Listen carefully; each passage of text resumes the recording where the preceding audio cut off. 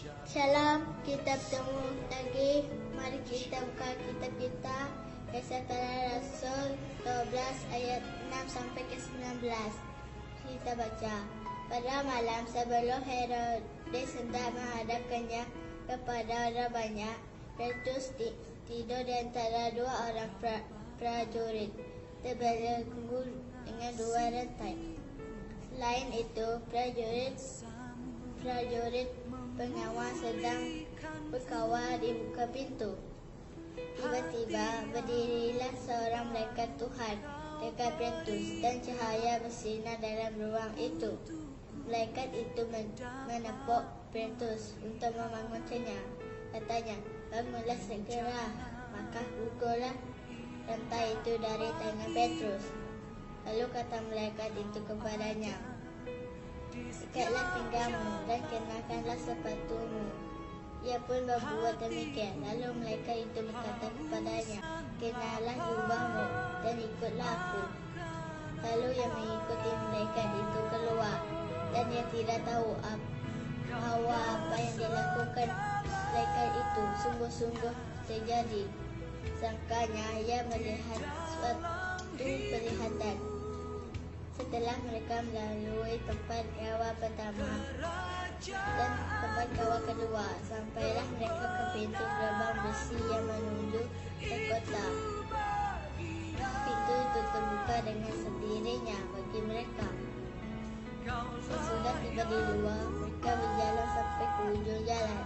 Dan tiba-tiba mereka itu meninggalkan dia.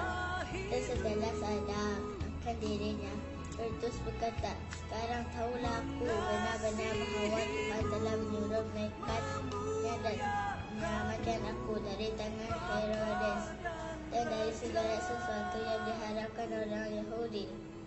Dan setelah berfikir sebentar, pergilah ia ke rumah Maria, ibu Yohanes yang disebut juga Markus.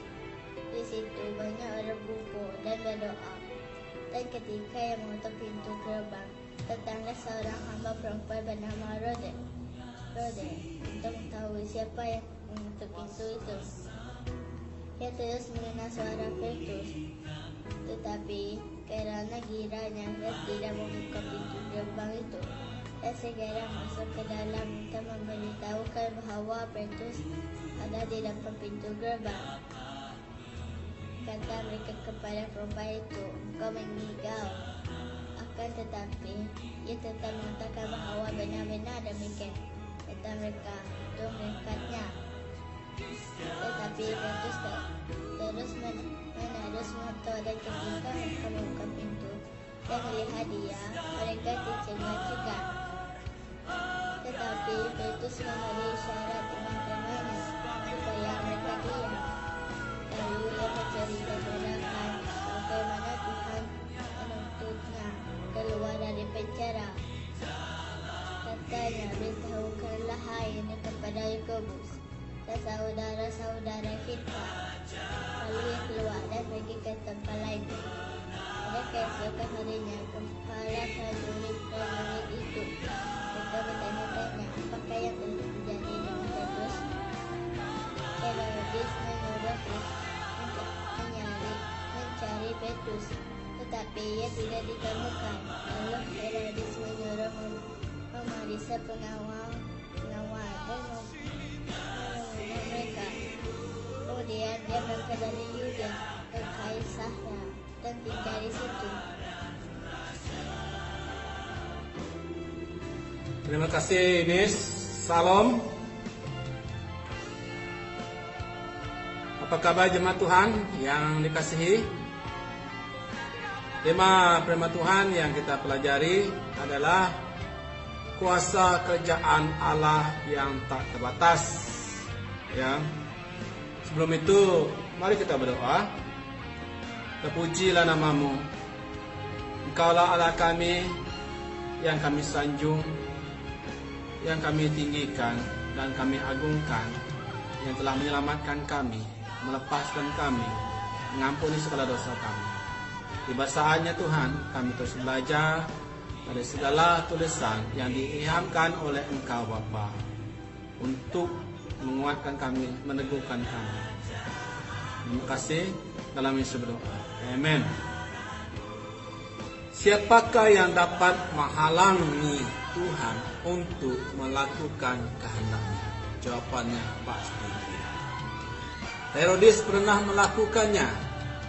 Herodes dengan segala kuasanya berhasil menangkap Petrus dan menyiapkan penjagaan yang begitu ketat agar Petrus tidak lepas dari genggaman tangannya.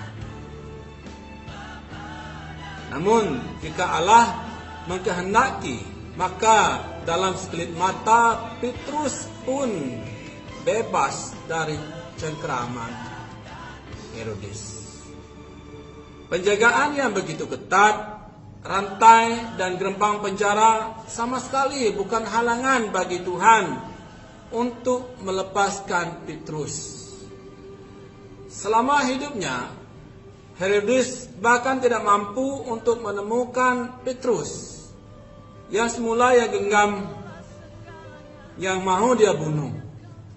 Ya, rencana Herodes untuk menghukum, untuk membunuh Petrus, sebagaimana dia menghukum dan membunuh Yakobus, justru Herodes sendirilah yang menemui aja terlebih dahulu.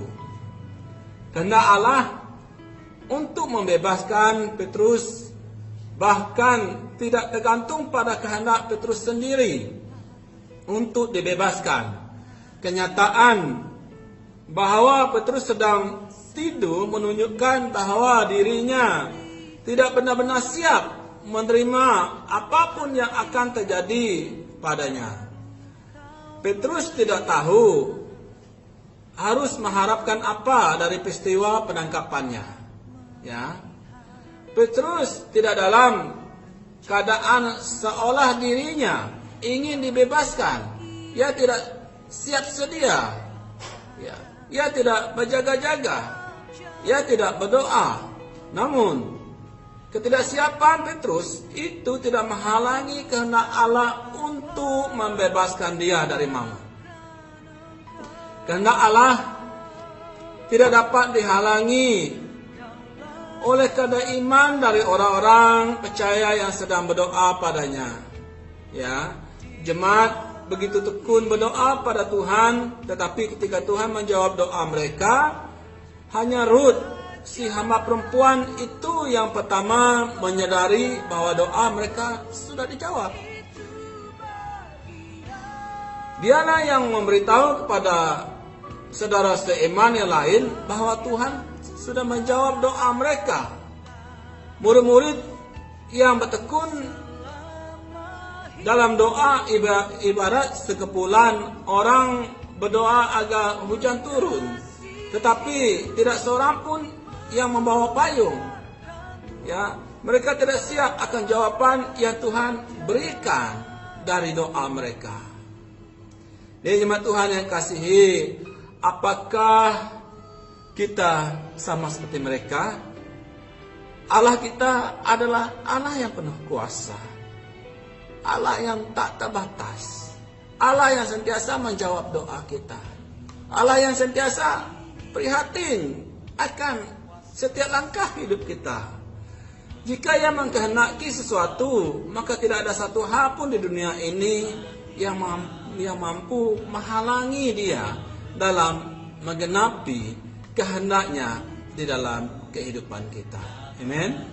Jadi jemaat Tuhan yang dikasihi, marilah kita menaruh pengharapan kita hanya pada Allah yang penuh kuasa. Sedar dan ingatlah, kuasa kerajaan Allah tidak terbatas. Mari berdoa.